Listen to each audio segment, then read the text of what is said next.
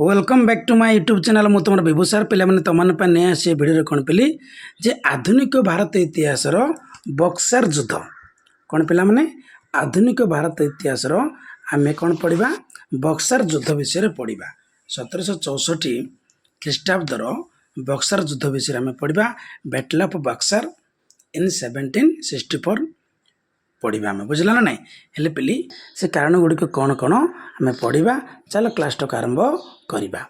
पलासी युद्ध भारत में ब्रिटिश शासन मूलदुआ स्थापन करथिया बेले बक्सर युद्ध ये शासन को कौन करथिला सुदृढ़ करथिला बोली जना जाए।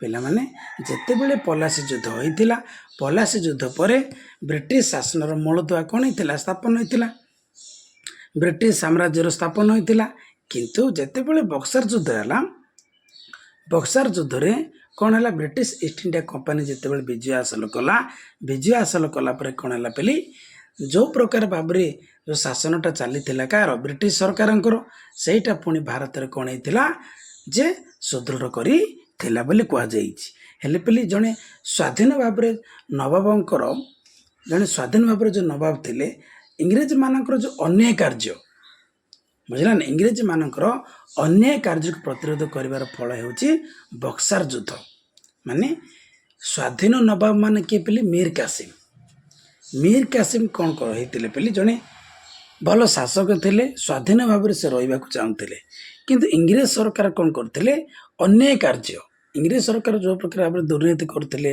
जो प्रकार अन्याय कार्य करते से कार्य गुड़ी को प्रतिरोध करने जाई गोटे युद्ध संगठित होता से युद्धर नाम हो कौन बक्सर युद्ध कौ युद्ध बक्सर युद्ध ये युद्ध हेबार विभिन्न कारण गुड़िक दायी अच्छी से कारण गुड़िक प्रथमतः कारण कौन देखा आम देख कौन देती मीर कासिम थे जड़े उच्च व्यक्तित्व अधिकारी से स्वाधीन भाव में शासन करने को भल पाउथिले से मीर जाफर परी इंग्रेज मान हाथ में कौन होते क्रीड़नक होइकी रहा चाहू नथिले पसंद करू नथिले पिला माने जे मीर कासिम थिले माने मीर जाफर जी के जामाता से होची मीर कासिम जड़े उच्च व्यक्तित्व अधिकारी थिले आउ कौन स्वाधीन भाव से रहा चाहूले आउ कौन पिला माने से स्वाधीन शासन करने को चाहूले आउ कौन जे मीर जाफर कौन पेली मीर जाफर जमीती इंग्रेज मान द्वारा माने नाची उठुते इंग्रेज मान द्वारा जो क्रीड़नक हो रोते सेटा को से पसंद करो नथिले किए मीर कासिम इंग्रेज मानकर अन्याय कार्य गुड़िक देखी से आदौ सही करो नथिले किए पेली मीर कासिम कौन पेली जेते बेले इंग्रेज माने दुर्नीति काम करुले इंग्रेज माने कौन करुले अन्याय कार्य करुले बुझला ना विभिन्न कार्य हस्तक्षेप करुले भारतर विभिन्न कार्य कौन करते हस्तक्षेप करुले से उद्देश्य से कौन करते पेली जे आदौ पसंद करू नथिले आ सही मत करू नथिले किए मीर कासिम से निजे कौन करते निज राज्यर समस्त गुरुत्वपूर्ण व्यापार इंग्रेज मानकर अଯଥା हस्तक्षेप घृणा करुले देख कहली जो जे कौन जे निज राज्यर जेकोसी कार्य हस्तक्षेप करुला किए ब्रिटिश गवर्नमेंट ना माने नवाब जो राज्य शासन करुले से राज्य मन इच्छा भाव में कौन करते हस्तक्षेप करुले जेकोसी कार्य से कौन होते बोली प्रति से घृणा करुले क्या प्रति ईस्ट इंडिया कंपनी प्रति किंतु चतुर इंग्रेज जाति कौन करते बोली क्षमता लिप्सु और अर्थ लिप्सु कौन कहले पिला माने जो चतुर इंग्रेज जाति जो ब्रिटिश मान थे से माने कौन केमिति भाव आम पावर माने पाइबू केमिति भाव आम अर्थ अधिक मात्रा पाइबू से प्रकार भाव से माने कौन करते एमिति भाव माने कौन भारत राज्य कौन करते हस्तक्षेप करुले विभिन्न कार्य तेणु से माने सर्वदा प्रचुर अर्थ नवाबों ठारू दाबी करुले जहाँकि मीर कासिम क्रोधर कारण थिला पिला माने देखो से जो माने ब्रिटिश सरकार थिले से माने कौन करथिले पेली नवाबों ठारू कौन करथिले अर्थ गुड़ा को दाबी करथिले कौन करथिले नवाबों ठारू जो अर्थ गुड़ा को दाबी करथिले जहाँकि मीर कासिम कौन करथिले एई कथा को देखी से कौन करथिले रागी थिले ସେ ସର୍ବଦା ଇଂରେଜମାନଙ୍କର ଏପରି ଅନ୍ୟାୟ କାର୍ଯ୍ୟକୁ ପ୍ରତିବାଦ ମଧ୍ୟ କରିଥିଲେ ଯାହାକି ଇଂରେଜମାନଙ୍କୁ ଅତ୍ୟନ୍ତ କ୍ଷୁବ୍ଧ କରିଥିଲା ଓ ପରିଶେଷରେ ସେମାନଙ୍କ ମଧ୍ୟରେ ଥିବା କଳହ ଓ ଦ୍ୱନ୍ଦ୍ୱ ଏକ ଯୁଦ୍ଧର କ'ଣ ହେଇଥିଲା ବୋଲି ରୂପ ନେଇଥିଲା। ମାନେ ଯେଉଁ ପ୍ରକାର ଭାବରେ ଇଂରେଜମାନେ ଅନ୍ୟାୟ କାର୍ଯ୍ୟ କରୁଥିଲେ ତାକୁ ପ୍ରତିବାଦ କରିବାକୁ ଯାଇ ଇଂରେଜମାନେ କ'ଣ ହେଇଥିଲେ ଅତ୍ୟନ୍ତ କ୍ଷୁବ୍ଧ ହୋଇଥିଲେ। ପରିଶେଷରେ କ'ଣ ହେଇଥିଲା ଏକ ଯୁଦ୍ଧର ରୂପ ନେଇଥିଲା ବୋଲି କୁହାଯାଇଛି। ତାପରେ ଆସିବା ଦେଖ ନେକ୍ସଟ ଦ୍ୱିତୀୟତଃ କ'ଣ ଦ୍ୱିତୀୟତଃ ଦେଇଛି କ'ଣ ଦେଖିବା ଯେ ପିଲାମାନେ ଦ୍ୱିତୀୟତଃ ମୀର ଜାଫରଙ୍କ ସମୟରେ କାହା ସମୟରେ ମୀର ଜାଫରଙ୍କ ସମୟରେ ଇଂରେଜମାନେ ଲାଭ କରିଥିବା ସମସ୍ତ ବାଣିଜ୍ୟିକ ସୁବିଧାର ପ୍ରତିବନ୍ଧକ ସାଜିଥିଲେ କିଏ ମୀର କାସିମ। ମାନେ ଯେତେବେଳେ ମୀର ଜାଫର କ'ଣ ହେଇଥିଲେ ବୋଲି ବଙ୍ଗର ନବାବ ଥିଲେ ବଙ୍ଗର ଯେତେବେଳେ ସେ ନବାବ ଥିଲେ ସେତେବେଳେ ଇଂରେଜମାନେ କ'ଣ କରିଥିଲେ କ'ଣ ବାଣିଜ୍ୟିକ ସୁବିଧା ପାଇଥିଲେ। କିନ୍ତୁ ଯେତେବେଳେ ମୀର କାସିମ ବଙ୍ଗର ନବାବ ହୋଇଗଲେ ସେତେବେଳେ କ'ଣ କରିଥିଲେ ବୋଲି ବାଣିଜ୍ୟିକ ସୁବିଧାରେ ପ୍ରତିବନ୍ଧକ ଦେଖାଯାଇଥିଲା। କାହା ପାଇଁ ବ୍ରିଟିଶ ଇଷ୍ଟ ଇଣ୍ଡିଆ କମ୍ପାନୀ ପାଇଁ। ହେଲେ ଯେତେବେଳେ ସେମାନେ ପାଉଥିବା ଅଧିକାର ଶୁଳ୍କମୁକ୍ତ ବାଣିଜ୍ୟ ବା ଦସ୍ତକ ପ୍ରଥାର କ୍ରମଶଃ ଅପବ୍ୟବହାର କରିବାକୁ ଲାଗିଲେ ଉଭୟ ଭାରତୀୟ ବଣିକମାନଙ୍କର କ୍ଷତି ହେବା ସହିତ ନବାବଙ୍କର ଅର୍ଥନୈତିକ କ୍ଷେତ୍ରରେ ମଧ୍ୟ ସଙ୍କଟ ଉପୁଜିଥିଲା। ନବାବଙ୍କର ରାଜକୋଷର ପ୍ରଭୃତ କ୍ଷତି ଘଟିଥିଲା। ମାତ୍ର ଏଥିରେ ଲାଭବାନ ହେଉଥିଲେ କେବଳ ବିଦେଶୀ ବଣିକ ଇଂରେଜମାନେ। ଦେଖ ବୋଲି କେମିତି କଥା ମାନେ କ'ଣ ହେଇଛି ଯେ ଯେତେବେଳେ ସେମାନେ କ'ଣ ପାଉଥିଲେ ବୋଲି ଯେ ଶୁଳ୍କମୁକ୍ତ ବାଣିଜ୍ୟ ବା ଦସ୍ତକ ପ୍ରଥାର କ୍ରମଶଃ ମାନେ ଯେଉଁ ବାଣିଜ୍ୟ ବ୍ୟବସାୟ କରୁଥିଲେ ବ୍ରିଟିଶ ମାନେ କ'ଣ କିଛି ଗୋଟିଏ ଶୁଳ୍କ ନ ଦେଇକି ବା ଶୁଳ୍କ ମୁକ୍ତ ବାଣିଜ୍ୟ କରିକି ଯେଉଁ ଅପବ୍ୟବହାର କରୁଥିଲେ ବାଣିଜ୍ୟ କ୍ଷେତ୍ରରେ ସେଇଟା କ'ଣ ହେଉଥିଲା ବୋଲି ଯେଉଁ ଭାରତୀୟ ବଣିକମାନେ ଥିଲେ ସେ ଭାରତୀୟ ବଣିକମାନେ କ'ଣ ହେଉଥିଲେ କ୍ଷତି ହେଉଥିଲେ। କିନ୍ତୁ ଏହି ସଙ୍କଟ କାହା ଉପରେ ମଧ୍ୟ ପଡ଼ିଥିଲା ନବାବଙ୍କର ଅର୍ଥନୀତି ଉପରେ ମଧ୍ୟ ପଡ଼ିଥିଲା। ଯାହାଫଳରେ କ'ଣ ହେଇଥିଲା ନବାବଙ୍କର ପ୍ରଭୁତ୍ୱ କ'ଣ ମାନେ ଅଧିକ ମାତ୍ରାରେ କ୍ଷତି ଘଟିଥିଲା। ମାତ୍ର ଏଥିରେ ଲାଭବାନ କିଏ ହୋଇଥିଲେ ବ୍ରିଟିଶ ବଣିକମାନେ ମାନେ କ'ଣ ଇଂରେଜ ବଣିକମାନେ କ'ଣ ହୋଇଥିଲେ ଅଧିକ ମାତ୍ରାରେ ଲାଭବାନ ହୋଇଥିଲେ। ସେମାନେ ଏହି ଶୁଳ୍କମୁକ୍ତ ବାଣିଜ୍ୟ ମାଧ୍ୟମରେ ଅମାପ ଧନ ସମ୍ପତ୍ତି ଭାରତରୁ ବହି ନେଇଯାଇଥିଲେ। ତେଣୁ ନବାବ ମୀର କାସିମ ଏହି ଦସ୍ତକ ପ୍ରଥାର କ'ଣ କରିଥିଲେ ଉଚ୍ଛେଦ କରିଥିଲେ। ଆଗରୁ ଥିଲା କ'ଣ ଯେ କ'ଣ ସେଇ ଯେଉଁ ଦସ୍ତକ ପ୍ରଥା ଥିଲା ଯେଉଁ ଶୁଳ୍କମୁକ୍ତ ବାଣିଜ୍ୟ ଥିଲା ସେ ଶୁଳ୍କମୁକ୍ତ ବାଣିଜ୍ୟ ଅନୁସାରେ କ'ଣ କରୁଥିଲା ବ୍ରିଟିଶ ଗଭର୍ଣ୍ଣମେଣ୍ଟ ମନ ଇଚ୍ଛା କ'ଣ କରୁଥିଲା ଯେ ବାଣିଜ୍ୟ ବ୍ୟବସାୟ କରୁଥିଲା। ମାନେ ଭଲ କାମରେ କରିବା କଥା ଭଲ ଅନୁସାରେ କରିବାକୁ ନ କରିକି ସେ କ'ଣ କରୁଥିଲା ଯେ ଖରାପ ମାନେ ଅପବ୍ୟବହାର କରିକି ସେ କାମ କରୁଥିଲା। ସେଇ କଥାକୁ ଆଖି ଆଗରେ ରଖି ଯେତେବେଳେ ନବାବ କ'ଣ ହେଇଥିଲା ଯେ ନବାବଙ୍କର ଯେଉଁ ମାନେ ଅର୍ଥନୈତିକ ସଙ୍କଟ ଦେଖାଗଲା ନବାବଙ୍କର ଯେଉଁ ବଣିକମାନେ ଥିଲେ ସେମାନେ ମଧ୍ୟ କ'ଣ ହେଇଥିଲେ କ୍ଷତି ହୋଇଥିଲେ। କିନ୍ତୁ ଲାଭଟା କେଉଁମାନେ ପାଇଲେ ବ୍ରିଟିଶ ମାନେ ପାଇଲେ। ତେଣୁ ଏହି କଥାକୁ ଆଖି ଆଗରେ ରଖି ମୀର କାସିମ କ'ଣ କରିଥିଲେ ଦସ୍ତକ ପ୍ରଥାର ଉଚ୍ଛେଦ କରିଦେଇଥିଲେ। କେଉଁ ପ୍ରଥା ଦସ୍ତକ ପ୍ରଥା ଉଚ୍ଛେଦ କରି ଦେଇଥିଲେ। ତାଙ୍କର ନିର୍ଦ୍ଦେଶରେ ଇଂରେଜ ଜାହାଜ ଗୁଡ଼ିକର ଯାଞ୍ଚ କରାଯାଇ ସେମାନଙ୍କ ଠାରୁ ବାଣିଜ୍ୟ କରମାନ ଆଦାୟ କରାଗଲା ଯାହାକି ଇଂରେଜମାନଙ୍କର ସ୍ୱାର୍ଥରେ ଆଞ୍ଚ ଆଣିଥିଲା। ସେମାନେ ତତ୍କାଳୀନ ଇଂରେଜ ଗଭର୍ଣ୍ଣର ଭନସିଟାଟଙ୍କ ନିକଟରେ ମୀର କାସିମଙ୍କ ବିରୁଦ୍ଧରେ ଅଭିଯୋଗମାନ ଆଣିଲେ। ଫଳରେ ଏହି ଶତ୍ରୁତା ଆହୁରି ବୃଦ୍ଧି ପାଇଥିଲା ଯାହା ହୋଇଥିଲା କ'ଣ ବୋଲି ଏକ ଯୁଦ୍ଧ। ମନେ ରଖିବା ବୋଲି ଯେତେବେଳେ ମୀର କାସିମ କ'ଣ କଲେ ଯେଉଁ ଦସ୍ତକ ପ୍ରଥା ଉଚ୍ଛେଦ କରିଦେଲେ କେଉଁ ପ୍ରଥା ଦସ୍ତକ ପ୍ରଥା ଉଚ୍ଛେଦ କରିଥିଲେ। ଉଚ୍ଛେଦ କଲା ପରେ ଆଉ କ'ଣ ହେଲା ବୋଲି ତାଙ୍କ ନିର୍ଦ୍ଦେଶରେ କାହା ନିର୍ଦ୍ଦେଶରେ ମୀର କାସିମଙ୍କ ନିର୍ଦ୍ଦେଶରେ କ'ଣ ହେଇଥିଲା ତାଙ୍କର ଯେଉଁ ଜାହାଜ ଗୁଡ଼ିକ ଥିଲା କାହାର ବ୍ରିଟିଶମାନଙ୍କର ଯେଉଁ ଜାହାଜ ଗୁଡ଼ାକ ଥିଲା ସେ ଜାହାଜ ଗୁଡ଼ାକ କ'ଣ କରାଯାଏ ଯାଞ୍ଚ କରାଯାଏ ସେମାନଙ୍କ ଠାରୁ ବାଣିଜ୍ୟ କର କ'ଣ କରାଗଲା ଆଦାୟ କରାଗଲା। ଯାହାଫଳରେ ଇଂରେଜମାନେ ଯେଉଁ ସ୍ୱାର୍ଥ ପାଉଥିଲେ ସେ ସ୍ୱାର୍ଥ ଉପରେ କ'ଣ ହେଇଥିଲା ବୋଲି ଆଞ୍ଚ ଆସିଥିଲା। ସେଥିପାଇଁ ସେମାନେ କ'ଣ କରିଥିଲେ ସେ ସମୟର ଯିଏକି ତତ୍କାଳୀନ ସମୟରେ ଯିଏକି କ'ଣ ଥିଲେ ଯେଉଁ ଗଭର୍ଣ୍ଣର ଥିଲେ ତାଙ୍କ ନାମ ଥିଲା କ'ଣ ଭନସିଟାଟଙ୍କ ନିକଟରେ ମୀର କାସିମଙ୍କ ବିରୁଦ୍ଧରେ କ'ଣ ହେଇଥିଲା ବୋଲି ଅଭିଯୋଗମାନ ଆଣିଥିଲେ। ଫଳରେ ଏକ ଶତ୍ରୁତା ଆହୁରି କ'ଣ ହେଇଥିଲା ବୃଦ୍ଧି ପାଇଥିଲା ବୋଲି କୁହାଯାଇଛି। କିନ୍ତୁ ଏହି ପରିପ୍ରେକ୍ଷୀରେ କିଏ ଐତିହାସିକ ରାମସେ ମୋର୍ କ'ଣ କହିଛନ୍ତି ଯେ ଯେତେବେଳେ 1763 ମସିହାରେ ମୀର କାସିମ ନିଜ ସ୍ୱାଧୀନତାର ପ୍ରମାଣ ପ୍ରଦର୍ଶନ କଲେ, ପ୍ରତିବଦଳରେ ତାଙ୍କୁ ଅଦୃଶ୍ୟ ହେବାକୁ ପଡ଼ିଥିଲା। ବେଳେବେଳେ ପିଲେ ଅତି କ'ଣ କହୁଛନ୍ତି ସତ୍ୟତା ହେଲେ ମଧ୍ୟ ଠିକ୍ ନୁହେଁ। କାହିଁକି? ଗୋଟେ କଥା ଅଛି, ଜଙ୍ଗଲରେ ଯେତେବେଳେ ଆମେ ମାନେ କାଠ ପାଇଁ ଯାଉଛେ, କାଠ ଆଣିଗଲା ସମୟରେ ଗୋଟେ କାମଟି ହେଉଛି କ'ଣ ପିଲାମାନେ, ଯେ ଯେଉଁ କାଠ ଗୁଡ଼ାକ ସିଧା ଥାଏ ଜଙ୍ଗଲରେ ପ୍ରଥମେ ସେ କାଠକୁ ଉଠିବାକୁ ପଡ଼େ। ସେମିତି ଯେତେ ତମେ ସତ୍ୟତା ହେବ, ଯେତେ ତମେ ମାନେ ହେବ, ମାନେ କ'ଣ କହୁଛନ୍ତି ସିଧା ହେବ, ଲୋକମାନେ ସେତେ ତୁମମାନଙ୍କୁ କଷ୍ଟ ଦେବେ। ସେଥିପାଇଁ କେବେ କେବେ ଗୋଟେ ଗୋଟେ ସମୟରେ କ'ଣ ହେବାକୁ ପଡ଼ିବ, ଯେ ବଙ୍କା ହେବାକୁ ପଡ଼ିବ। ବୁଝିଲା ନାହିଁ?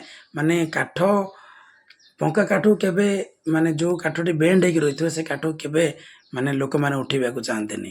ବୁଝିଲା ନାହିଁ? ସିଧା କାଠଟାକୁ କ'ଣ କରିବେ, ଉଠେଇବାକୁ ଚେଷ୍ଟା କରିବେ। କିନ୍ତୁ ମୀର କାସିମ ଗୋଟେ ସ୍ୱାଧୀନ ଲୋକ, ଗୋଟେ ସତ୍ୟତା ଲୋକ, ଅନ୍ୟାୟ ଦେଖିଲେ ସହିପାରିବୁନି, ଏ ପ୍ରକାର କାମ କରିଥିଲେ କିଏ? ମୀର କାସିମ। ସେହି କଥାକୁ ଆଖି ଆଗରେ ରଖି ରାମସେ ମୋର୍ କ'ଣ କହିଥିଲେ, 1763 ମସିହାରେ ମୀର କାସିମ ନିଜ ସ୍ୱାଧୀନତାର ପ୍ରମାଣ ପ୍ରଦର୍ଶନ କରିଥିଲେ। ତାର ଯେଉଁ ସ୍ୱାଧୀନତା ଭାବରେ ରହିବାର ଥିଲା ସେଟା ପ୍ରଦର୍ଶନ କରିଥିଲେ, ଯେଉଁଟାକି କ'ଣ ହେଇଥିଲା, ସେଇ ବଦଳରେ ତାଙ୍କୁ ଦିନେ କ'ଣ ହେଇଥିଲା ବୋଲି ଅଦୃଶ୍ୟ ହେବାକୁ ପଡ଼ିଥିଲା ବୋଲି କୁହାଯାଇଛି। ବୁଝିଲ? ତାପରେ ଦେଖିବା କ'ଣ, ଦେଖ, ମୀର କାସିମ ଦସ୍ତକ ପ୍ରଥାର ଉଚ୍ଛେଦ କରିବା ସହିତ ଇଂରେଜମାନଙ୍କ ବାଣିଜ୍ୟ ବ୍ୟବସାୟରେ ଅନେକ ବାଧା ସୃଷ୍ଟି କରିଥିଲେ। ସେ ଇଂରେଜମାନଙ୍କର ବାଣିଜ୍ୟ ଜାହାଜ ଗୁଡ଼ିକ ଅଟକାଇ ସେମାନଙ୍କ ଠାରୁ କ'ଣ କରିଥିଲେ, କର ଆଦାୟ କରିଥିଲେ। କର ଆଦାୟ କରିବା ପାଇଁ କ'ଣ କ'ଣ ନିର୍ଦ୍ଦେଶ ମଧ୍ୟ ଦେଇଥିଲେ।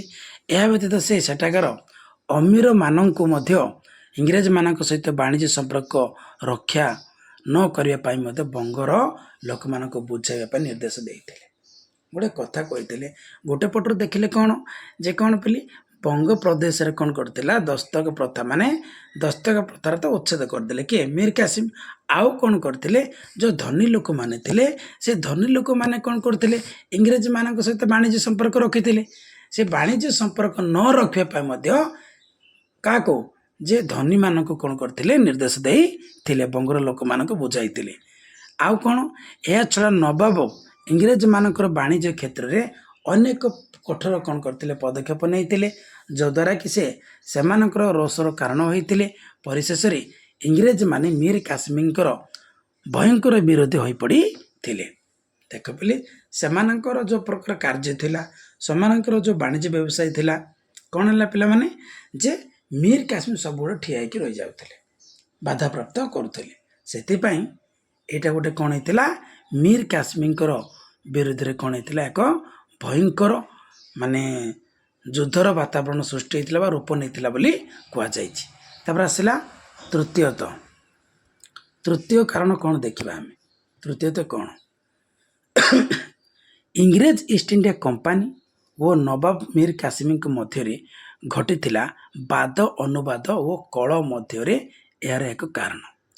କ'ଣ ପିଲି, ଯେ ପୂର୍ବରୁ ଚୁକ୍ତି ଅନୁଯାୟୀ କ'ଣ ହେଇଥିଲା, ଇଂରେଜମାନେ କ'ଣ କରିଥିଲେ, ନବାବଙ୍କ କାର୍ଯ୍ୟ ଓ ରାଜନୈତିକ ବେପାରରେ ହସ୍ତକ୍ଷେପ କରିବେ ନାହିଁ ବୋଲି ଉଲ୍ଲେଖ କରିଥିଲେ।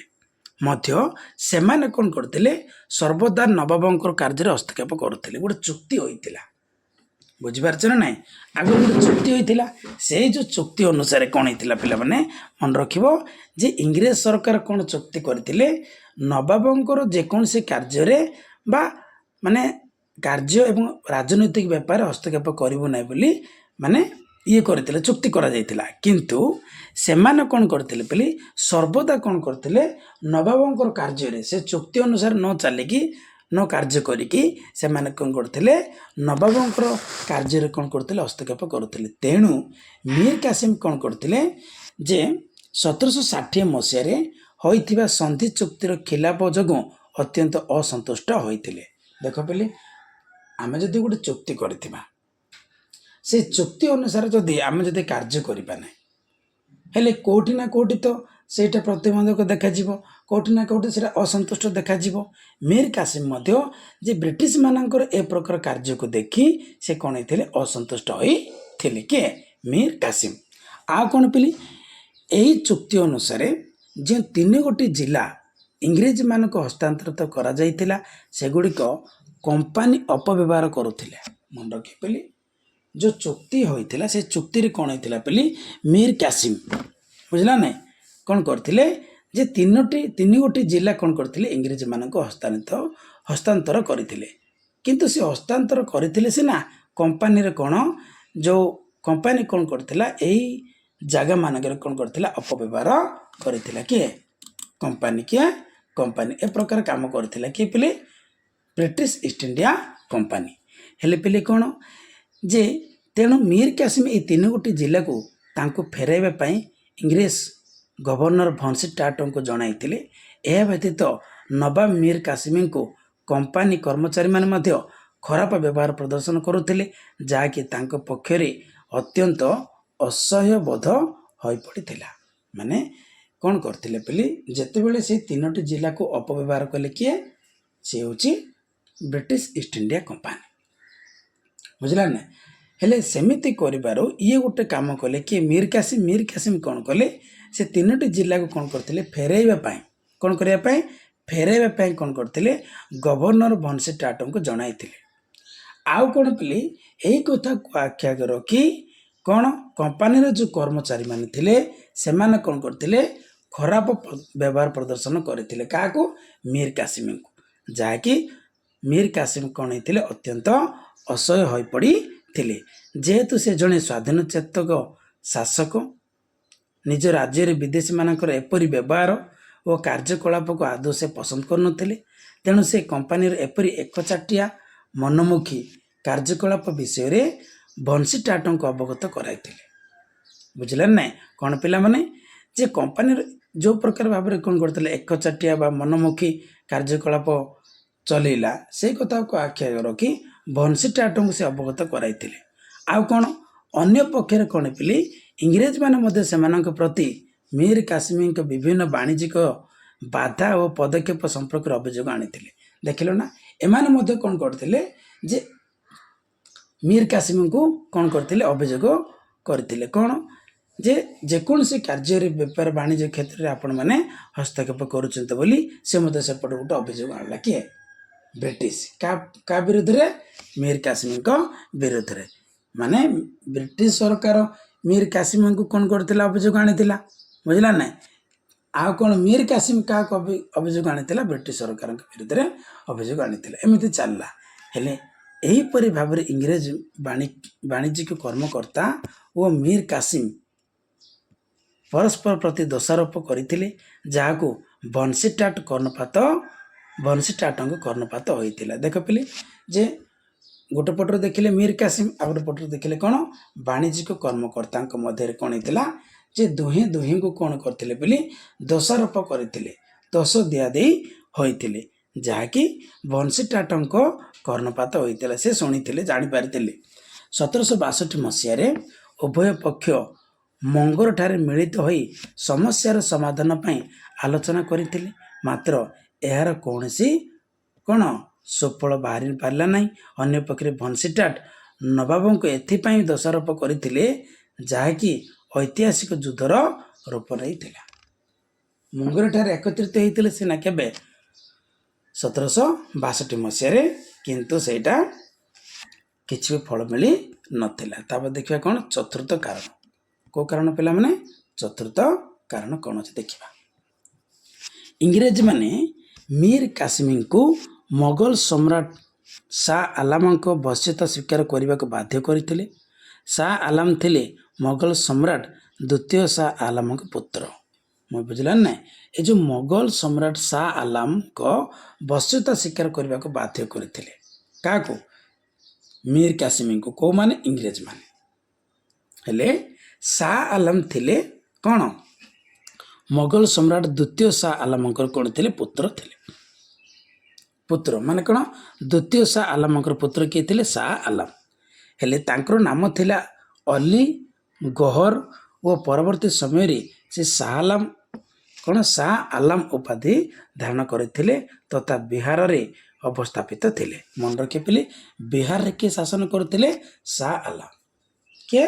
शाह आलम बुझिला ना इंग्रेज माने तांको नाम थिला अली गौहर मन रखियो कौन अली गौहर इंग्रेज माने निजर भविष्यतर स्वार्थ रक्षा दृष्टि मीर कासिम को शाह आलम बश्यता स्वीकार करने को चेष्टा करते मात्र मीर कासिम यही कार्य को इंग्रेज मान अन्य एक कूटनीति बोली धरी नहीं थिले देखिल ना माने इंग्रेज माने कौन करते मीर कासिम को कहते जे कौन कर तुम शाह आलम स्वीकार बश्यता स्वीकार कर से जहाँ कह तुम शुणब ए प्रकार कथा से माने कही आ कौन पिला माने जे यही कथा को आखि आगे रखी मीर कासिम चिंता करते यहीटा गोटे कौन थी गोटे डिप्लोमेटिक बोली से भाभी कि मीर कासिम कूटनीति बोली भाभी तेणु से मध्य इंग्रेज मान निकट में दाबी करते जे जदि शाह आलम बिहार परित्याग करेंगे ताले से तांकर बश्यता स्वीकार करेंगे मात्र तांकर ए दाबी को इंग्रेज सरकार स्वीकार कर नथिले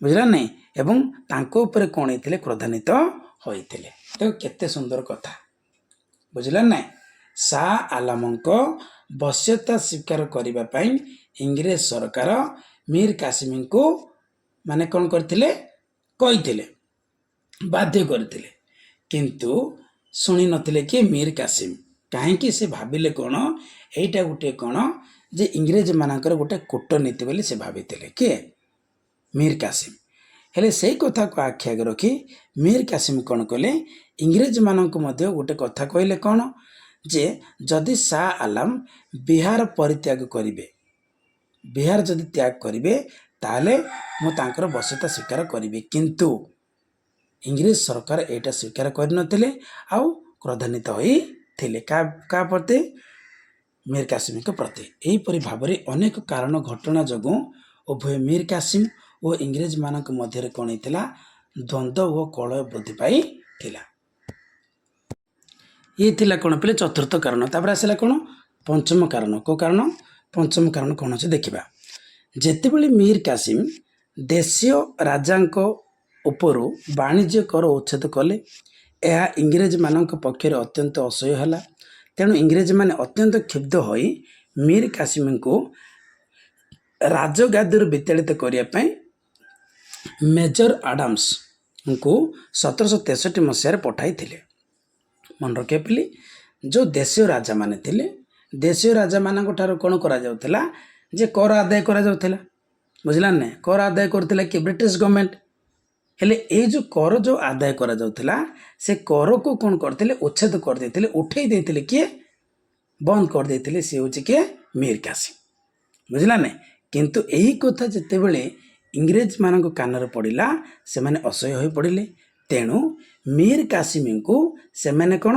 राजगादी विताड़ित करने मेजर आडम्स को 1763 मसीह पठे बुझला ना कारण सेतेबेले भारतीय देशीय राज्य माने वाणिज्य व्यवसाय अनुमति पत्र पाई अधिक लाभ करने सहित वाणिज्य व्यवसाय क्षेत्र में अनेक सुविधा हासिल कर देख पिले जितेबले से कौन करते ये जो वाणिज्य कर जितेबले उच्छेद करदे सेतेबले जो देशीय राज्य माने थिले से माने कौन करते पिले वाणिज्य व्यवसाय क्षेत्र में अनुमति पत्र पाई अधिक मात्रा कौन होते लाभवान होते किंतु इंग्रेज मान वाणिज्य क्षेत्र में कौन होता अनेक असुविधा सृष्टि करथिला तेणु से माने पुणी थरे देशीय बणिक मान कर धार्य करने को मीर कासिम को कौन करते प्रवर्ताई थिले माने कही जितेबले मीर कासिम कौन करदेला वाणिज्य कर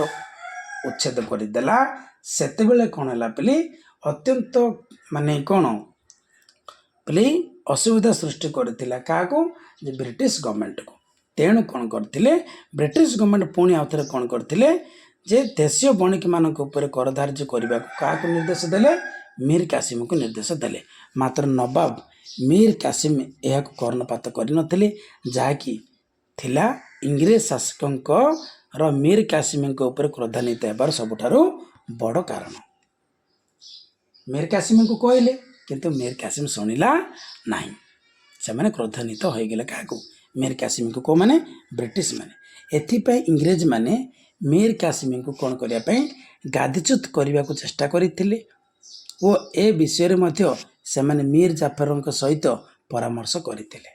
ବୁଝିଲା ନାହିଁ। ଏହା ବ୍ୟତୀତ ସେତେବେଳକୁ ମୀର କାସିମ ମଧ୍ୟ କଟୁଆ, ଘେରିଆ, ସୋତି, ଉଦୟନଳା ପ୍ରଭୃତି ଯୁଦ୍ଧ କ୍ଷେତ୍ରରେ ପରାସ୍ତ ହୋଇସାରିଥିଲେ। ତେଣୁ ଏହି ସମୟରେ ଇଂରେଜମାନେ ମଧ୍ୟ ତାଙ୍କ ବିରୋଧରେ ଏକ ଭୟାନକ ସଂଘର୍ଷର ପ୍ରସ୍ତୁତି ଆରମ୍ଭ କରିଦେଇଥିଲେ। ସେହି ସମୟରେ ଦେଖ ଏମିତି କାମ କରୁଥିଲେ ସିନା, ତଥାପି ମୀର କାସିମ କ'ଣ ହେଇଥିଲେ? ଯୁଦ୍ଧରେ ପରାସ୍ତ ହୋଇଥିଲେ। ବୁଝିଲା ନାହିଁ। କ'ଣ କ'ଣ? କଟୁଆ, ଘେରିଆ, ସୋତି, ଉଦୟନଳା ପ୍ରଭୃତି ଯୁଦ୍ଧରେ କ'ଣ ହେଇଥିଲେ? ମାନେ ହାରି ଯାଇଥିଲେ, ପରାସ୍ତ ହୋଇଯାଇଥିଲେ। ପରାସ୍ତ ହେବା ଯୋଗୁଁ କ'ଣ ମାନେ ପରାସ୍ତ ହେବା ଫଳରେ ଏମାନେ ତାଙ୍କ ବିରୁଦ୍ଧରେ କ'ଣ କରିଥିଲେ? ମାନେ ସଂଘର୍ଷର ପ୍ରସ୍ତୁତି କ'ଣ କରିଥିଲେ? ଆରମ୍ଭ କରିଥିଲେ। କେଉଁମାନେ? ବ୍ରିଟିଶ ମାନେ। ତାପରେ ଆସିଲା କ'ଣ? ନେକ୍ସଟ ଦେଖିବା। ମେଜର ଆଡମ୍ସ ପ୍ରଥମେ 1100 ୟୁରୋପୀୟ ସୈନିକ 4000 ସିପାହୀଙ୍କ ଦ୍ୱାରା ତାଙ୍କ ବିରୁଦ୍ଧରେ ଅଭିଯାନ ଆରମ୍ଭ କରିଥିଲେ। ମନେ ରଖିବେ ପିଲି ଯେ ମାନେ ବ୍ରିଟିଶ ଗଭର୍ଣ୍ଣମେଣ୍ଟ କ'ଣ କରିଥିଲା? ମେଜର ଆଡମ୍ସଙ୍କୁ ପଠାଇଲେ। ବୁଝିଲା ନା ନାହିଁ। ହେଲେ ସେ ମେଜର ଆଡମ୍ସ ପ୍ରଥମେ କ'ଣ କରିଥିଲେ? 1100 ୟୁରୋପୀୟ ସୈନିକ ଓ 4000 ସିପାହୀଙ୍କ ଦ୍ୱାରା ତାଙ୍କ ବିରୁଦ୍ଧରେ ଅଭିଯାନ ଆରମ୍ଭ କରିଥିଲେ। ମୀର କାସିମ 1763 ମସିହାରେ ପ୍ରଥମେ କଟୁଆରେ ପରାଜିତ ହୋଇଥିଲେ। କ୍ରମଶଃ ପରବର୍ତ୍ତୀ ସମୟରେ ଅନ୍ୟାନ୍ୟ ଯୁଦ୍ଧଗୁଡ଼ିକରେ ମଧ୍ୟ ପରାସ୍ତ ହୋଇଥିଲେ। ଏହିସବୁ କ୍ଷେତ୍ରରେ ସେ ଇଂରେଜମାନଙ୍କ ପ୍ରତି କେତୋଟି ଆକ୍ରୋଶମୂଳକ ପଦକ୍ଷେପ ନେଇଥିଲେ, ଯାହାକି ତାଙ୍କ ନିଷ୍ଠୁରତାର ପରିଚୟ। ସେତେବେଳେ ମୀର କାସିମ ଯୁଦ୍ଧରେ ମଧ୍ୟ କ'ଣ ହୋଇଥିଲେ ବୋଲି? ପରାସ୍ତ ହୋଇଥିଲେ। ସେ ଅନେକ ଇଂରେଜଙ୍କୁ ହତ୍ୟା ମଧ୍ୟ କରିଥିଲେ।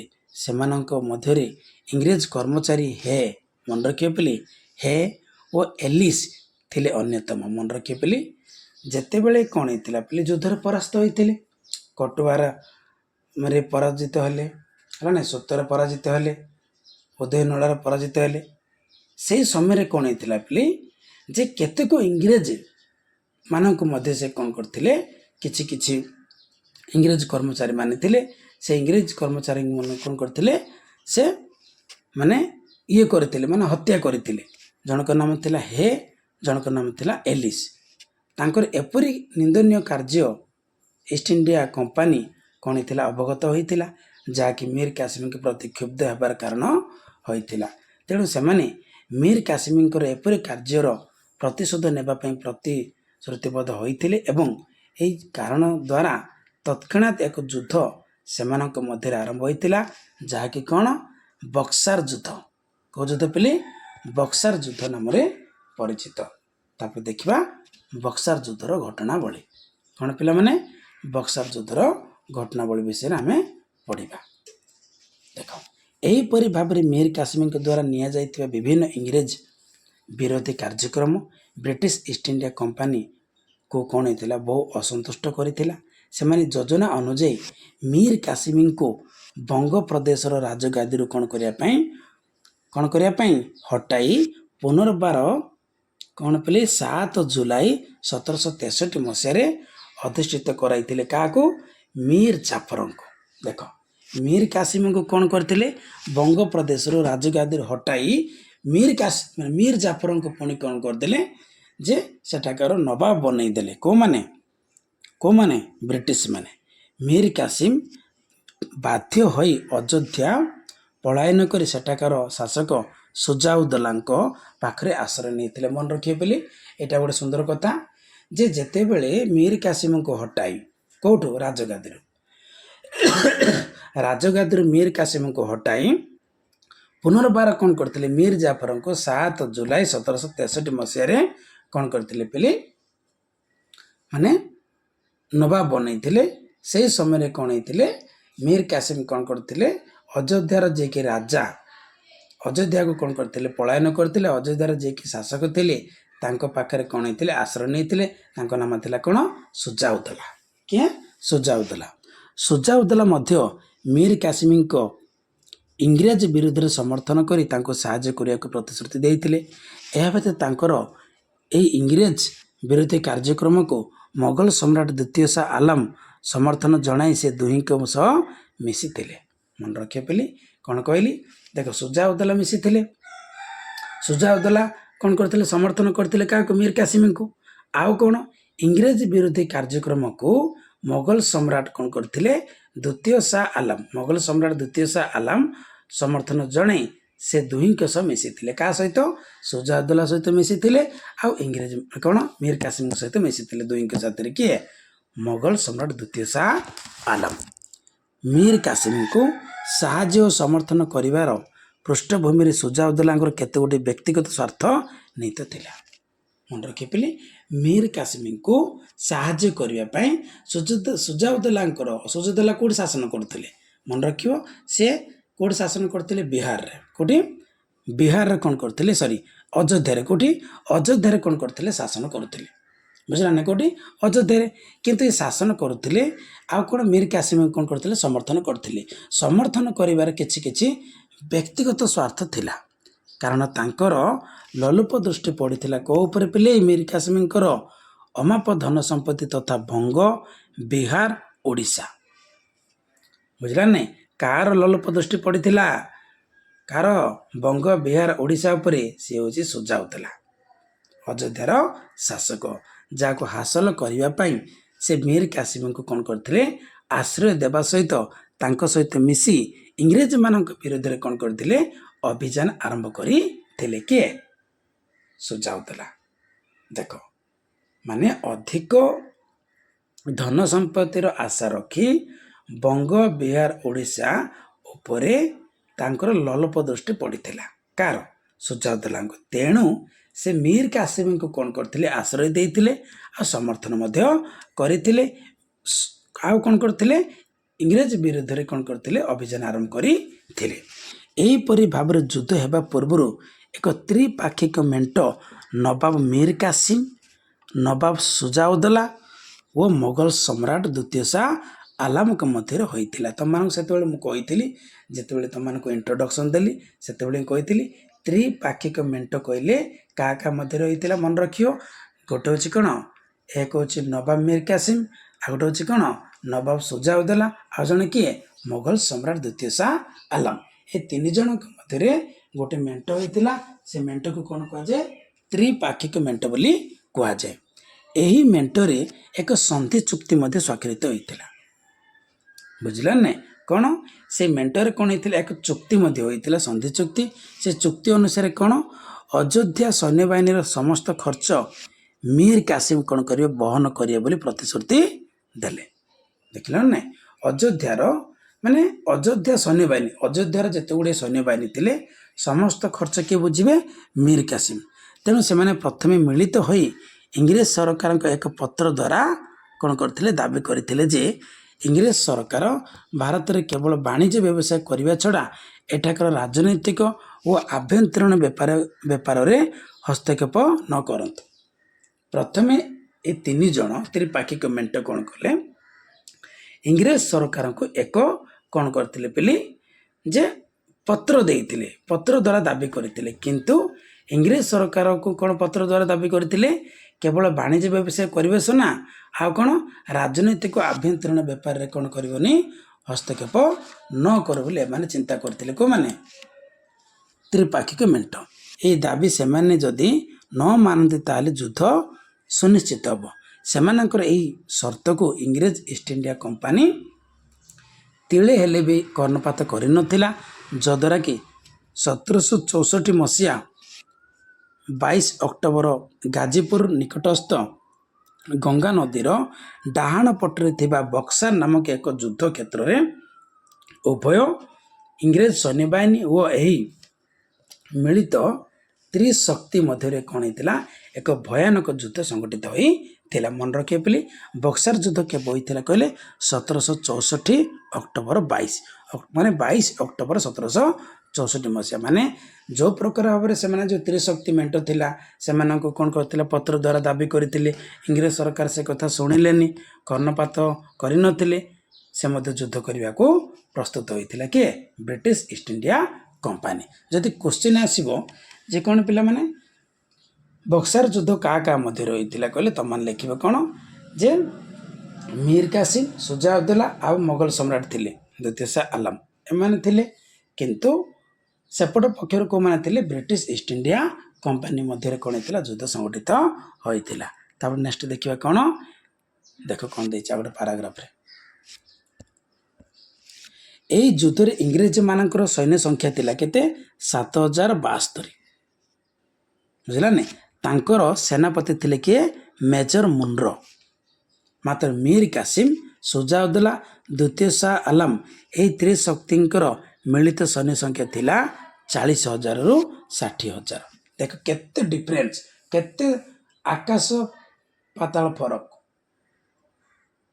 देख तांकर थिला केते 7072 कि सेनापति किए थे मेजर मुनरो मीर कासिम सुजाउद्दौला द्वितीय शाह आलम अंकर सैन्य संख्या के 40,000 60,000 भाव टे प्रथम प्रथम कौन होते बोली इंग्रेज माने से मिलित शक्तिर सैन्य बाहिनी को देखी कौन होते माने भयभीत हो जाते मात्र अपूर्व उत्साह उद्दीपनार सहित से युद्ध भूमि रे अवतीर्ण हो कौन करते युद्ध करने को लगी मन रखिए बोली कौन कहली प्रथम प्रथम से कौन करते से सैन्य बाहिनी को देखी से भयभीत हो जाते पर कौन होते बोली युद्ध भूमि रे अवतीर्ण होगा चेष्टा करते जेहेतु इंग्रेज माने पलासी युद्ध रे सफलता लाभ करते तेणु से पुनर्बार एठार मध्य सफलता लाभ करिए बोली आशा पोषण करते। देख जिते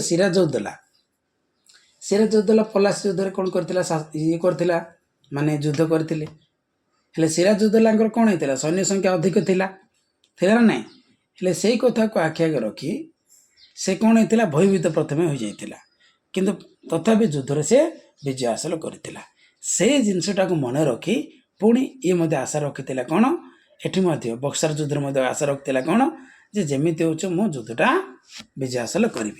यह व्यतीत इंग्रेज मानकर भाग्यर भी भारतीय आकाश रे बहु पूर्वर उदय हो सारी प्रथम पर्यायर मिलित शक्तिर सैन्य बाहिनी विजय लाभ कर आसुथिबा बेले पराक्रमशाली इंग्रेज माने छलना करी केतक मोगल सैन्य को निज परिसरभुक्त करिपारिथिले जहाँकि कौन पिली सेमानकर विजय को सुनिश्चित करथिला निश्चित करथिला।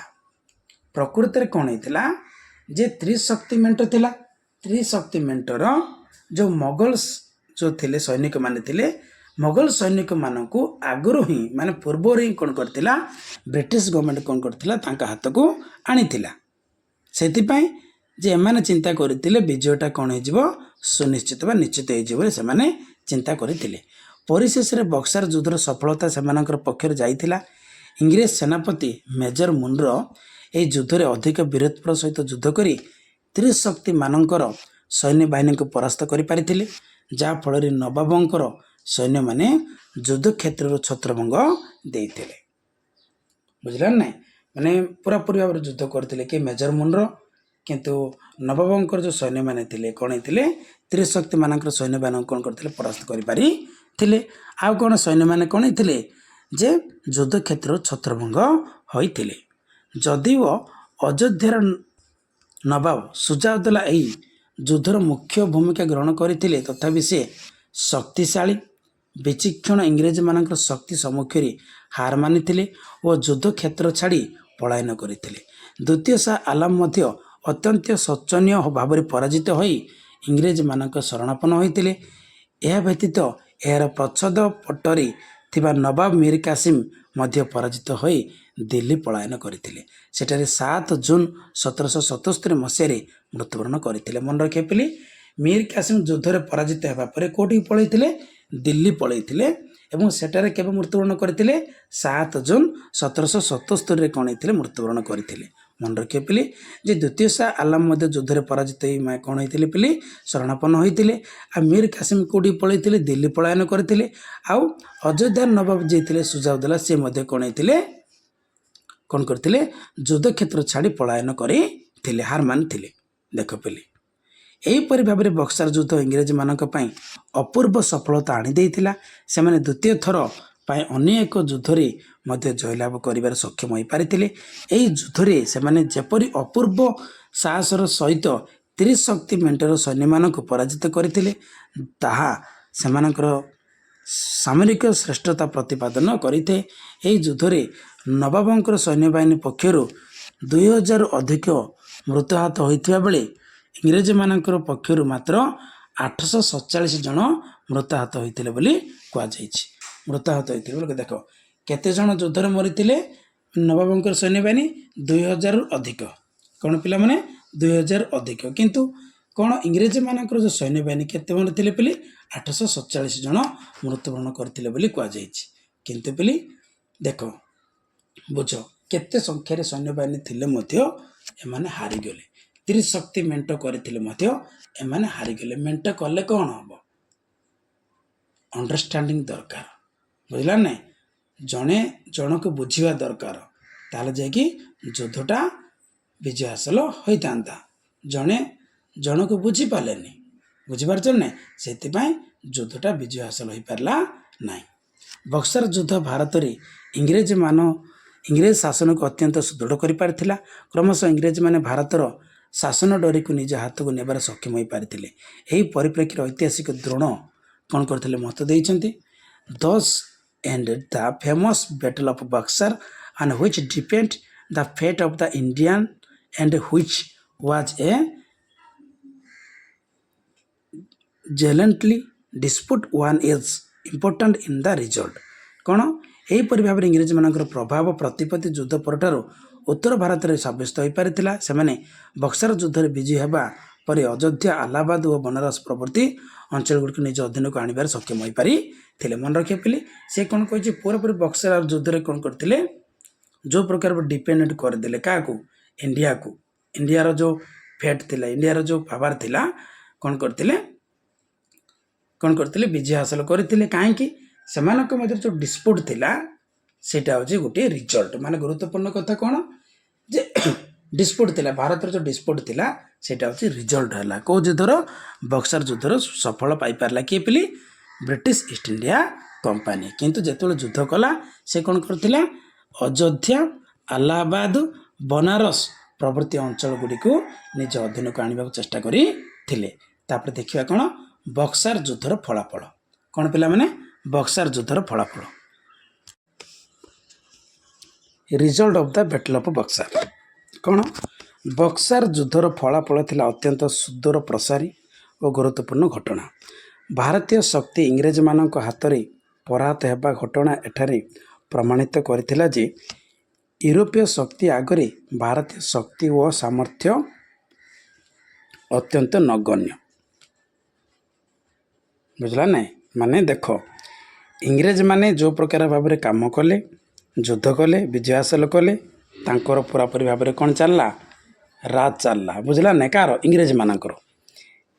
ଏହି ଯୁଦ୍ଧ କେବଳ ବଙ୍ଗର ମାଟିରେ ଘଟିଥିଲା, କିନ୍ତୁ ଏହି ଗୁରୁତ୍ୱପୂର୍ଣ୍ଣ ଯୁଦ୍ଧ ଭାରତରେ ଇଂରେଜ ଶାସନର ମୂଳ ଭିତ୍ତିକୁ ସୁଦୃଢ଼ କରିବାରେ ସହାୟକ ହୋଇଥିଲା। ଏହି ପରିପ୍ରେକ୍ଷୀରେ ମାଇକେଲ ଏଡୱାର୍ଡସ୍ ଉଲ୍ଲେଖ କରିଛନ୍ତି ଭାରତରେ ବ୍ରିଟିଶ ସାମ୍ରାଜ୍ୟର ପ୍ରକୃତ ଭିତ୍ତିପ୍ରସ୍ତର ସ୍ଥାପନ କରିଥିଲା ଏହି ବକ୍ସାର ଯୁଦ୍ଧ। ଆରମ୍ଭ ହୋଇଥିଲା କ'ଣ? ପଲାଶ ଯୁଦ୍ଧ ପରେ, କିନ୍ତୁ ପୁରାପୁରି ଭାବରେ ସୁଦୃଢ଼ ହୋଇଥିଲା କେଉଁ ସମୟରେ? ବକ୍ସାର ଯୁଦ୍ଧ ସମୟରେ। ଏକଥା କିଏ କହିଛନ୍ତି? ଏଡୱାର୍ଡସ୍। କିଏ? ଏଡୱାର୍ଡସ୍। ତାପରେ ଦେଖିବା କ'ଣ ପ୍ରଥମତଃ କ'ଣ ଦେଖିବା ପିଲାମାନେ ଫଳାଫଳ। ବକ୍ସାର ଯୁଦ୍ଧ ଯୋଗୁଁ ଇଂରେଜମାନଙ୍କ ବାଣିଜ୍ୟିକ ସମ୍ପର୍କ ଆହୁରି କ'ଣ ହେଇଥିଲା? ବୃଦ୍ଧି ଘଟିଥିଲା। ସେମାନଙ୍କର ଉପନିବେଶମାନ ଏଠାରେ ସୁଚାରୁରୂପ ଚାଲିବାକୁ ଲାଗିଲା। ଯେଉଁ ଉପନିବେଶ ଗୁଡ଼ାକ ସେମାନେ ବସବାସ କରିବା ପାଇଁ ଯେଉଁ କରିଥିଲେ, ବସବାସ କରୁଥିଲେ, ଯେଉଁଠି ଉପନିବେଶ ଯେଉଁ ସ୍ଥାପନ କରିଥିଲେ ଉପନିବେଶ ଗୁଡ଼ାକ ସେଇଟା ଭଲ ଭାବରେ ଚାଲିଲା। ସେମାନେ ଭାରତର ଭାଗ୍ୟ ନିୟନ୍ତା ଭାବରେ ନିଜକୁ ଦାବି କରିଥିଲେ। ସେମାନେ ବଙ୍ଗଳାର ଆଭ୍ୟନ୍ତରୀଣ କ୍ଷେତ୍ରରେ ମଧ୍ୟ ହସ୍ତକ୍ଷେପ କରିବାକୁ ଲାଗିଲେ। କେବଳ ବଙ୍ଗର ନୁହେଁ, ସେମାନେ କ'ଣ ଆଉ ପିଲାମାନେ ମନେ ରଖିବ ସମଗ୍ର କ'ଣ ଯେ ଉତ୍ତର ଭାରତରେ ସେମାନଙ୍କର ପ୍ରଭାବ ଓ ପ୍ରତିପତ୍ତି ବିସ୍ତାର କରିବାକୁ ସୁଯୋଗ ସେମାନଙ୍କୁ ମିଳିଥିଲା, ଯାହାକି ସେମାନଙ୍କୁ ଆହୁରି ଅଧିକ ପ୍ରେରଣା ଯୋଗାଇଥିଲା ଭାରତର ଅନ୍ୟାନ୍ୟ ରାଜ୍ୟଗୁଡ଼ିକୁ ଅକ୍ତିଆର କରିବା ପାଇଁ। ମନେ ରଖିବା ପିଲି ଯେ ସମଗ୍ର ଉତ୍ତର ଭାରତରେ ସେମାନଙ୍କର ପ୍ରଭାବ ମଧ୍ୟ କ'ଣ ହେଇଥିଲା? ବିସ୍ତାର କରିଥିଲା। ଆଉ କ'ଣ ଏମାନଙ୍କୁ କ'ଣ ପ୍ରେରଣା ଦେଇଥିଲା? ଅନ୍ୟାନ୍ୟ ରାଜ୍ୟକୁ ଜୟ କରିବା ପାଇଁ। ଭାରତର ଯେଉଁ ଅନ୍ୟ ରାଜ୍ୟ ଗୁଡ଼ାକ ଅଛି ସେକୁ ଜୟ କରିବାକୁ ମଧ୍ୟ ସୁଯୋଗ ମିଳିଥିଲା। ସେମାନେ କେବଳ ଭାରତରେ ବାଣିଜ୍ୟ କ୍ଷେତ୍ରରେ ନୁହେଁ, ରାଜନୈତିକ କ୍ଷେତ୍ରରେ ମଧ୍ୟ କ'ଣ କରିଥିଲେ? ବିସ୍ତାର କରିଥିଲେ। କେଉଁମାନେ?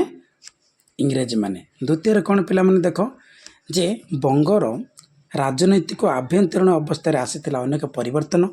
ମୀର କାସିମ ଯୁଦ୍ଧରେ ପରାଜିତ ହେବା ପରେ ବଙ୍ଗର ରାଜଗାଦିରେ ପୁନର୍ବାର ମୀର ଜାଫରଙ୍କୁ ବସାଯାଇଥିଲା, କାରଣ ସେ ହିଁ ଇଷ୍ଟ ଇଣ୍ଡିଆ କମ୍ପାନୀକୁ ପୁଣି ଥରେ ପ୍ରଚୁର ଅର୍ଥ ଦେବା ପାଇଁ ପ୍ରତିଶ୍ରୁତିବଦ୍ଧ ହୋଇଥିଲେ। ଜୁଲାଇ 10 ତାରିଖ 1764 ମସିହାରେ ସେ ଅନ୍ୟ ଏକ ଚୁକ୍ତି ସ୍ୱାକ୍ଷର କରିଥିଲେ। ମନେ ରଖିଥିଲେ ମୀର ଜାଫର କ'ଣ କରିଥିଲେ? ଜୁଲାଇ 10 1764 ମସିହାରେ କ'ଣ କରିଥିଲେ? ଏକ ଚୁକ୍ତି ସ୍ୱାକ୍ଷର କରିଥିଲେ। ଏତଦ୍ ବ୍ୟତୀତ କ'ଣ ମୀର ଜାଫର ଇଂରେଜମାନଙ୍କ ଭାରତରେ ପୁନର୍ବାର ଅବାଧ ବାଣିଜ୍ୟ ବ୍ୟବସାୟ ପାଇଁ ମଧ୍ୟ ସମ୍ମତି ପ୍ରଦାନ କରିଥିଲେ। ମାନେ କିଛି ବାଧା ନଥିବ, ମାନେ ମୁକ୍ତ ଭାବରେ କ'ଣ କରିବ? ବାଣିଜ୍ୟ ବ୍ୟବସାୟ କରିବ। ସେଥିପାଇଁ ଆଉ କ'ଣ କରାଗଲା? ସମ୍ମତି ପ୍ରଦାନ କରିଥିଲେ କି ମୀର ଜାଫର। ଏବଂ ଇଂରେଜମାନଙ୍କ ହାତରେ କିଳନକ ସାଜିଥିଲେ। ଇଂରେଜମାନଙ୍କୁ ପୁନଃ ଅର୍ଥ ଦେଇ ସେ ସର୍ବସ୍ୱାନ୍ତ ହୋଇପଡ଼ିଥିଲେ, ଯଦ୍ୱାରା କି ରାଜ୍ୟ ତଥା ପ୍ରଜାମାନଙ୍କର ଅର୍ଥନୈତିକ ଅବସ୍ଥା ଅତ୍ୟନ୍ତ ଶୋଚନୀୟ ହୋଇପଡ଼ିଥିଲା। କାରଣ ପ୍ରକୃତ କ୍ଷମତା ପୁଣି ଇଂରେଜମାନଙ୍କ ହସ୍ତକୁ ଚାଲିଗଲା। ସେ କେବଳ ନାମକୁ ମାତ୍ର ଏହି ସିଂହାସନରେ ବସିଥିଲେ। ତାଙ୍କର ମୃତ୍ୟୁ 1765 ମସିହା ଫେବୃଆରୀ 5 ତାରିଖରେ ଘଟିଥିଲା। କାହାର? ମନେ ରଖିବା ପିଲେ, ମୀର ଜାଫରଙ୍କର। ମୀର ଜାଫର କେବେ ମୃତ୍ୟୁବରଣ କରିଥିଲେ? ମନେ ରଖିବା ପିଲେ, 1765 ମସିହା ଫେବୃଆରୀ 5 ତାରିଖ। ତାଙ୍କ ପରେ ତାଙ୍କ ପୁତ୍ର ନାଜିମ ଉଦ୍ଦୌଲାଙ୍କୁ କ'ଣ କରାଯାଇଥିଲା? ସିଂହାସନରେ ଅଧିଷ୍ଠିତ କରାଯାଇଥିଲା। ମୀର ଜାଫରଙ୍କ ପରେ ତାଙ୍କର ଯିଏ ପୁତ୍ର ଥିଲେ, ତାଙ୍କ ପୁତ୍ରଙ୍କ ନାମ ଥିଲା କ'ଣ? ନାଜିମ ଉଦ୍ଦୌଲା। ନାଜିମ ଉଦ୍ଦୌଲାଙ୍କୁ କ'ଣ କରାଗଲା? ସେ ସିଂହାସନରେ ଅଧିଷ୍ଠିତ କରାଯାଇଥିଲା। ତୃତୀୟତଃ କ'ଣ ଦେଖିବା? ବକ୍ସାର ଯୁଦ୍ଧରେ ତ୍ରିଶକ୍ତି ମେଣ୍ଟର ପରାଜୟ ଘଟିଥିଲା। ତେଣୁ 1765 ମସିହାରେ ରବର୍ଟ କ୍ଲାଇଭ୍ ପୁନର୍ବାର ଭାରତ ପ୍ରତ୍ୟାବର୍ତ୍ତନ କରି ସେମାନଙ୍କ ସହିତ ସନ୍ଧି ଚୁକ୍ତି ସ୍ୱାକ୍ଷର କରିଥିଲେ। ଦ୍ୱିତୀୟ ଶାହ ଆଲମ ଏହି ଯୁଦ୍ଧରେ ପରାଜିତ ହେବା ଦ୍ୱାରା ଇଂରେଜମାନଙ୍କର ଶରଣାପନ୍ନ ହୋଇଥିଲେ, ଯାହାଦ୍ୱାରା କି ଯୁଦ୍ଧ ଶେଷ ହେବା ପରେ ସେ ଏକ ସନ୍ଧି ଚୁକ୍ତି ଇଂରେଜମାନଙ୍କ ସହିତ କରିଥିଲେ। ଏହି ସନ୍ଧି ଅନୁସାରେ କୋରା ଓ ଆଲାହାବାଦ ତଥା 26 ଲକ୍ଷ ଟଙ୍କା ତାଙ୍କୁ ଇଂରେଜମାନେ ପ୍ରଦାନ କରିଥିଲେ। ମନେ ରଖିଥିଲେ, ଏହି ସନ୍ଧି ଅନୁସାରେ କୋରା ଓ ଆଲାହାବାଦ ତଥା 26 ଲକ୍ଷ ଟଙ୍କା ତାଙ୍କୁ ଇଂରେଜମାନେ କ'ଣ କରିଥିଲେ? ପ୍ରଦାନ କରିଥିଲେ। ମନେ ରଖିଥିଲେ, କାହାକୁ? ଦ୍ୱିତୀୟ ଶାହ ଆଲମକୁ। ବୁଝିଲା ନାହିଁ? କ'ଣ ପରେ? ଯୁଦ୍ଧ ପରେ। ଯୁଦ୍ଧ ପରେ କ'ଣ କରିଥିଲେ? ଇଂରେଜମାନେ କୋରା ଏବଂ ଆଲାହାବାଦ ଏବଂ କ'ଣ 26 ଲକ୍ଷ ଟଙ୍କା କ'ଣ କରିଥିଲେ? ପ୍ରଦାନ କରିଥିଲେ। ଏହାର ପ୍ରତିବଦଳରେ ସେ ଇଂରେଜମାନଙ୍କୁ କ'ଣ କରିବ? ବଙ୍ଗ, ବିହାର, ଓଡ଼ିଶାର ରାଜସ୍ୱ ଆଦାୟ କରିବାର ଅଧିକାର ପ୍ରଦାନ କରିବ। ବୁଝିଲା? ପ୍ରଦାନ କରିଥିଲେ କିଏ? ଦ୍ୱିତୀୟ ଶାହ ଆଲମ। ଦେଖ, ଗୋଟେ ଚୁକ୍ତି ହୋଇଥିଲା, ସନ୍ଧି ଚୁକ୍ତି ହୋଇଥିଲା। କାହା କାହା ମଧ୍ୟରେ? ମନେ ରଖିବ ଯେ ସେ ହେଉଛି କିଏ? ସେ ହେଉଛି ଦ୍ୱିତୀୟ ଶାହ ଆଲମ ଏବଂ ଇଂରେଜମାନଙ୍କ ମଧ୍ୟରେ। ହେଲେ ଇଂରେଜ ଏବଂ ଦ୍ୱିତୀୟ ଶାହ ଆଲମ ମଧ୍ୟ ଚୁକ୍ତି ହୋଇଥିଲା। ଦ୍ୱିତୀୟ ଶାହ ଆଲମଙ୍କୁ ଇଂରେଜମାନେ କ'ଣ କରିଥିଲେ? ସନ୍ଧି ଅନୁସାରେ କୋରା ଏବଂ ଆଲାହାବାଦ ଏବଂ 26 ଲକ୍ଷ ଟଙ୍କା କ'ଣ କରିଥିଲେ? ପ୍ରଦାନ କରିଥିଲେ। କିନ୍ତୁ ତା ବଦଳରେ ଇଂରେଜମାନେ କ'ଣ କରିଥିଲେ? ବଙ୍ଗ, ବିହାର, ଓଡ଼ିଶାର କ'ଣ କରିଥିଲେ? ପିଲେ ରାଜସ୍ୱ ଆଦାୟ କରିବାର ଅଧିକାର ପ୍ରଦାନ କରିଥିଲେ। ବୁଝିଲା ନାହିଁ? କିଏ ପ୍ରଦାନ କରିଥିଲେ? ସେ ହେଉଛି ଦ୍ୱିତୀୟ ଶାହ ଆଲମ। ଏହିପରି ଭାବରେ ଇଂରେଜମାନେ ବଙ୍ଗ, ବିହାର, ଓଡ଼ିଶାରୁ କ'ଣ କରୁଥିଲେ? ଆଦାୟ କରିବା, ମାନେ କ'ଣ? କର ଆଦାୟ କରିବା ସହିତ ଏଠାରେ ସେମାନଙ୍କର ପ୍ରଭାବ ପ୍ରତିପତ୍ତି ବିସ୍ତାର କରିପାରିଥିଲେ। ଅପରପକ୍ଷରେ ଏହି ତ୍ରିଶକ୍ତିଙ୍କ ମଧ୍ୟରୁ ଅନ୍ୟ ଜଣେ ଥିଲେ ଅଯୋଧ୍ୟାର ନବାବ ସୁଜାଉଦ୍ଦୌଲା। ଇଏ ଗଲା କ'ଣ? ମୋଗଲ ଦ୍ୱିତୀୟ ଶାହ ଆଲମ ଗଲା, ମୋଗଲ ସମ୍ରାଟ। ଏବେ ଆସିଲା କିଏ? ଅଯୋଧ୍ୟାରେ ଯିଏ ରାଜା ଥିଲେ ତାଙ୍କ ନାମ ଥିଲା କ'ଣ? ସୁଜାଉଦ୍ଦୌଲା। ସୁଜାଉଦ୍ଦୌଲା କ'ଣ କରିଥିଲେ ଦେଖିବା? ସେ ଏ ଯୁଦ୍ଧରେ ପରାସ୍ତ ହେବା ପରେ କିଏ? ସୁଜାଉଦ୍ଦୌଲା ଇଂରେଜମାନଙ୍କ ସହିତ ମଧ୍ୟ ଏକ ସନ୍ଧି କରିବାକୁ ବାଧ୍ୟ ହେଲେ, ଯଦ୍ୱାରା ସେ ଇଂରେଜମାନଙ୍କୁ ଆଲାହାବାଦ, କୋରା, ଚୁନାର, ବନାରସର ଜମିଦାରୀ ତଥା 50 ଲକ୍ଷ ଟଙ୍କା ଯୁଦ୍ଧର କ୍ଷତିପୂରଣ ବାବଦକୁ ପ୍ରଦାନ କରିଥିଲେ। ଏହା ବ୍ୟତୀତ କମ୍ପାନୀ ମଧ୍ୟ ତାଙ୍କ ରାଜ୍ୟରେ କରମୁକ୍ତ ବାଣିଜ୍ୟ ଚଳାଇବାର ଅଧିକାର ପ୍ରାପ୍ତ ହୋଇଥିଲେ। ମନେ ରଖିବା ପିଲେ, ସୁଜାଉଦ୍ଦୌଲା କ'ଣ କ'ଣ ଦେଇଥିଲେ? ଆଲାହାବାଦ, କୋରା, ଚୁନାର ଓ ବନାରସର ଜମିଦାରୀ ତଥା 50 ଲକ୍ଷ ଟଙ୍କା ଯୁଦ୍ଧର କ୍ଷତିପୂରଣ ବାବଦକୁ ପ୍ରଦାନ କରିଥିଲେ। ବୁଝିଲା ନା? ଆଉ କ'ଣ? କମ୍ପାନୀ ମଧ୍ୟ ରାଜ୍ୟର କରମୁକ୍ତ କରିବା ପାଇଁ, ରାଜ୍ୟରେ କ'ଣ କରିବା ପାଇଁ? କରମୁକ୍ତ ବାଣିଜ୍ୟ କରିବା ପାଇଁ ଅଧିକାର ପ୍ରାପ୍ତ କରିଥିଲେ। ତାପରେ କ'ଣ ଚତୁର୍ଥ କ'ଣ ହେଇଛି ଦେଖିବା। ବଙ୍ଗପ୍ରଦେଶର ସମସ୍ତ କ୍ଷମତା ଇଂରେଜମାନଙ୍କର ହସ୍ତଗତ ହୋଇଥିଲା। ସେମାନେ କେବଳ ବାଣିଜ୍ୟିକ ସୁବିଧାରେ ହାସଲ କରିଥିଲେ ତାହା ନୁହେଁ, କ୍ରମଶଃ ଯୁଦ୍ଧ ପରେ ବଙ୍ଗପ୍ରଦେଶରେ କ'ଣ କରିଥିଲେ? ଶାସନ କ୍ଷେତ୍ରରେ ମଧ୍ୟ ଇଂରେଜଙ୍କ ପ୍ରତିପତ୍ତି ବୃଦ୍ଧି ପାଇଥିଲା। ଏହି ପରିପ୍ରେକ୍ଷୀରେ ରାମସେ ମୁର କହିଛନ୍ତି କ'ଣ? Buxar finally riveted the shackles of company's rule upon Bengal. ଅର୍ଥାତ୍ କ'ଣ? ବକ୍ସାର ଯୁଦ୍ଧ ଶେଷରେ କମ୍ପାନୀ ବଙ୍ଗଳା ଉପରେ ଶାସନ କରିଥିଲା। ମନେ ରଖିବେ ବୋଲି, କମ୍ପାନୀ କାହା ଉପରେ ଶାସନ କଲା? ବଙ୍ଗଳା ଉପରେ ଶାସନ କରିଥିଲା। ଏହିପରି ଭାବରେ କମ୍ପାନୀ ଭାରତରେ ଯୁଦ୍ଧ ପରେ ଅତ୍ୟନ୍ତ ଲାଭବାନ ହୋଇପାରିଥିଲା। ଯୁଦ୍ଧରେ ପରାଜିତ ତିନି ଶକ୍ତିଙ୍କ ଠାରୁ ସେମାନେ 3ଗୋଟି ଗୁରୁତ୍ୱପୂର୍ଣ୍ଣ ଅଞ୍ଚଳ ମଧ୍ୟ ଲାଭ କରିଥିଲେ। ବଙ୍ଗଠାରୁ ଦିଲ୍ଲୀ ପର୍ଯ୍ୟନ୍ତ ବିସ୍ତୃତ ଅଞ୍ଚଳ ଇଂରେଜମାନଙ୍କର ହସ୍ତଗତ ହୋଇଥିଲା, ଯାହାକି ସେମାନଙ୍କୁ ବାଣିଜ୍ୟିକ ସୁବିଧା ପ୍ରଦାନ କରିଥିଲା। ଏହାଦ୍ୱାରା ସେମାନେ ସମଗ୍ର ଉତ୍ତର ଭାରତରେ ନିଜର ପ୍ରଭାବ ଓ ପ୍ରତିପତ୍ତି ବିସ୍ତାର କରିବାରେ ସକ୍ଷମ ହୋଇପାରିଥିଲେ।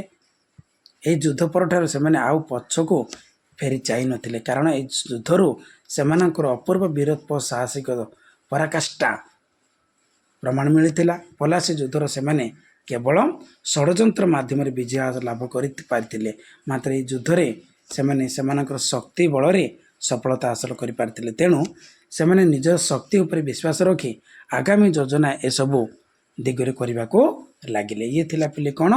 ଯେ ବକ୍ସାର ଯୁଦ୍ଧର କ'ଣ ଫଳାଫଳ ଘଟଣା ବିଷୟରେ ଆମେ ପଢ଼ିଲେ। ଯାହା କିଛି ଅଛି ଆମେ ନେକ୍ସଟ କ୍ଲାସ୍ରେ ମାନେ ରବର୍ଟ କ୍ଲାଇଭଙ୍କର ଯେଉଁ ପ୍ରତ୍ୟାବର୍ତ୍ତନ ଅଛି ସେ ବିଷୟରେ ପଢ଼ିବା। ଯେଉଁ ଭାରତ ପ୍ରତ୍ୟାବର୍ତ୍ତନ କରିଥିଲେ କିଏ? Robert Clive. ଭାରତ ପ୍ରତ୍ୟାବର୍ତ୍ତନ କରି କ'ଣ କ'ଣ କାମ ଗୁଡ଼ାକ କରିଥିଲେ ସେ ବିଷୟରେ ଆମେ ପଢ଼ିବା। Bye, thank you.